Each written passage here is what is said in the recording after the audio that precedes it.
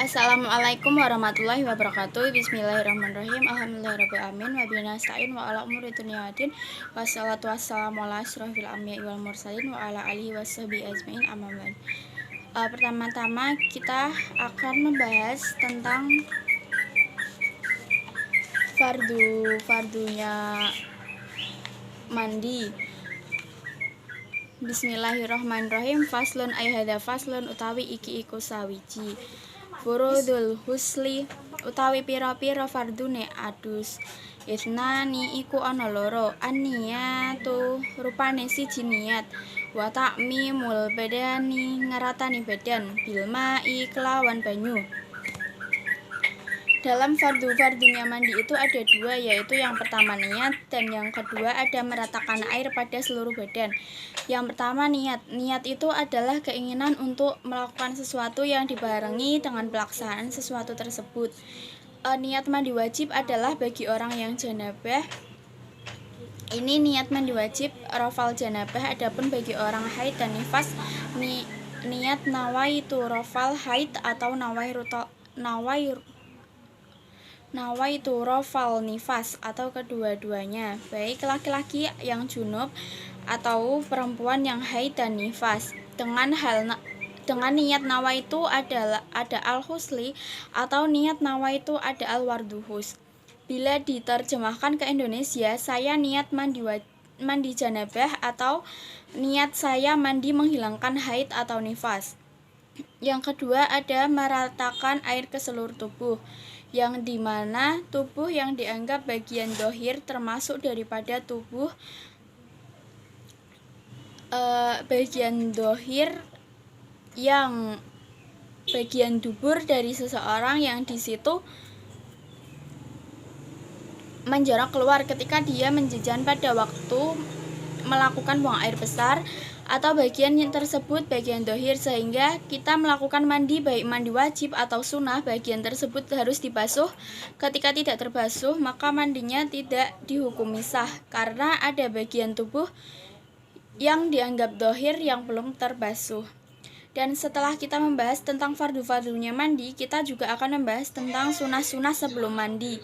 Sunah-sunah sebelum mandi itu ada membaca basmalah pada permulaan mandi. Ketika lupa membaca basmalah, maka di situ juga tetap disunahkan di tengah-tengah membaca basmalah.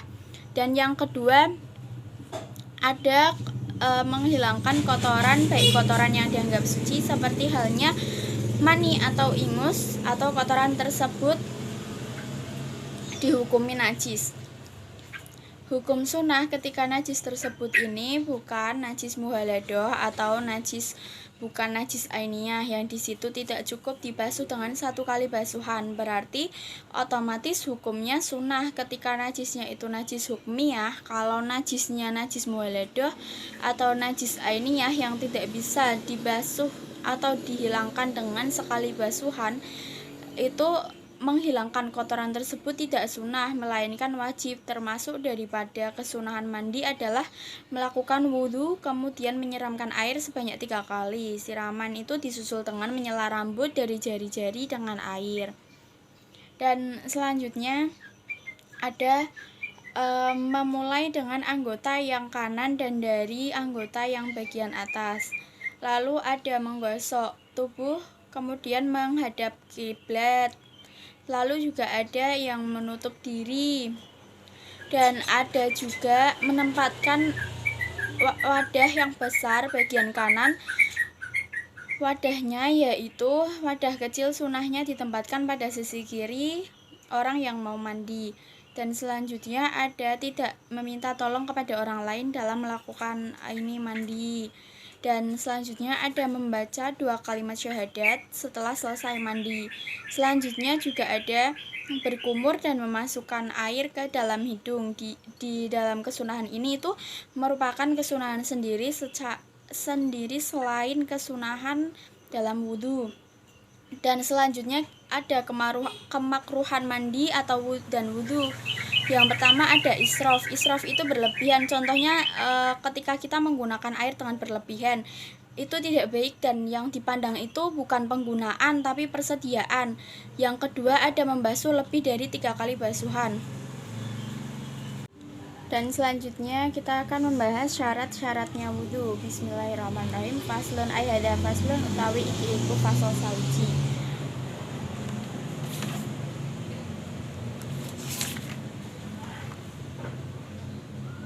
Syuratul wudhu'i utawi pira-pira fardune adus. Utawi pira-pira syarate wudhu. Asyratun iku 10. Al islamu rupane siji Islam. Wa tamyizu lan tamyiz. Wan naqau lan suci. Anil haidhi saking haid. Wan nifasi lan nifas. Wa amma kang suci saking perkara. Yamna'u kang nyegah apa ma. Wasul almai ing tumekane banyu.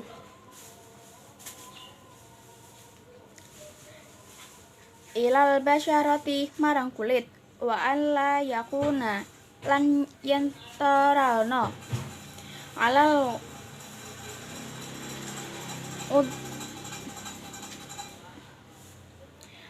udwi iku angatase anggota ma apa perkara yuhayyiru kang ngowahi apa ma almaan ing banyu wal ilmu lan ngarawuhi bihar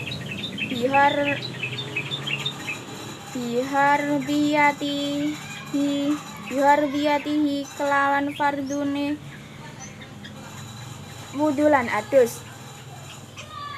Wa alla ya'taqida lan yen ora yakin sapa wong fardu ing siji fardu min furudihi saking pira-pira fardune wudhu lan adus sunnatan ing sunah wal sa'u wal ma'u lan banyu at tahuru kang suci nyucina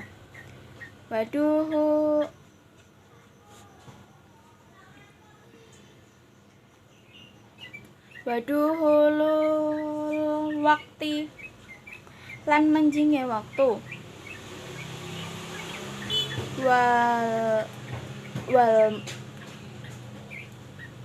wal muwalatu lan muwalat leda imil hadasi kadue hadas.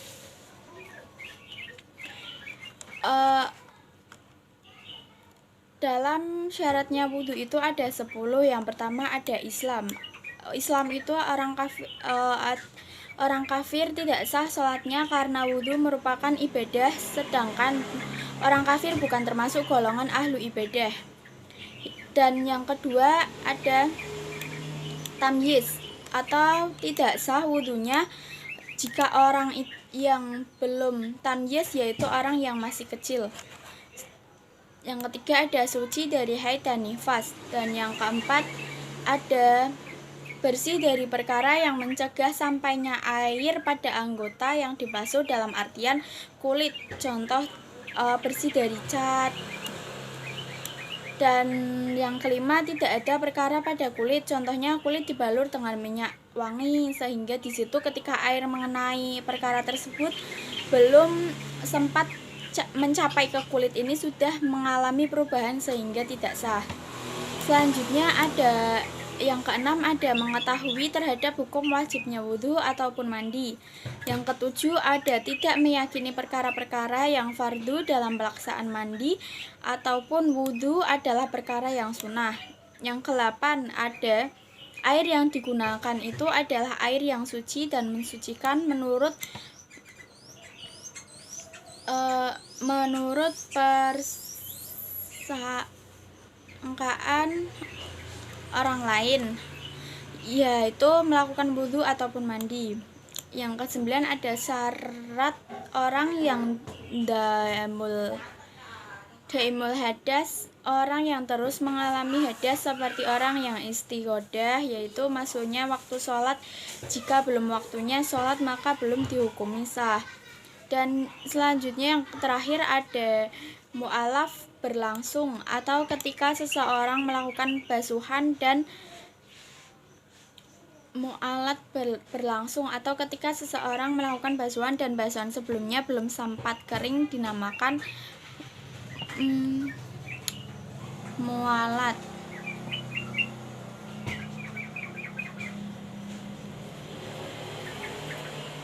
Sekian dari saya, terima kasih. Wassalamualaikum warahmatullahi wabarakatuh.